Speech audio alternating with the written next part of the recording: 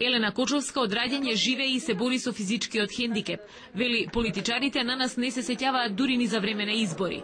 Ако воопшто не имале во предвид, ако ништо друго ќе не овозможеле некаква пристапност, барем достоинствено да го дадеме нашиот глас. Благица Ѓуровска сака се да му пружи на синот заболен од церебрална парализа. Лицата со хендикеп вели се на маргините, малтретирани и дискриминирани. Се ги зголеми платите на владата, на пензионери, на административци, на све, на доместокот за овие лица, верувајте, последните 5 или 7 години не се воопшто покачил. Судиите не треба да го знаат знаковниот јазик, но државата која е должна да обезбеди толкувач, тоа не го прави. Значи, треба државата во овој случај да дозволи на секој глуво лице да има право на толкувач. Анабела и Марица се штетенички од домот во Демир Капија, сакаат да живеат и да чујат што им ветуваат политичарите. А Ружин и Иванов дојдоа на нивна покана да ги чујат овие луѓе.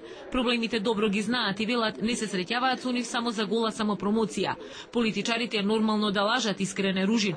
Во нивни раце е опиумот за гласачите. Не лажам многу, меѓутоа сметам дека ова е толку сериозен проблем што од позиција на кандидат за председател и пак председател не може многу да се направи. Ингеренции на председател се мали, да, меѓутоа човекот ја прави институцијата. Лицата со хендикеп не бараат милостиња, туку цивилизацијски однос. Иако нема ингеренции, сметаат оној што ќе биде идниот татко на нацијата, треба да живее и со нивното секојдневие. Платон рекол, оној што владее, треба и да храни.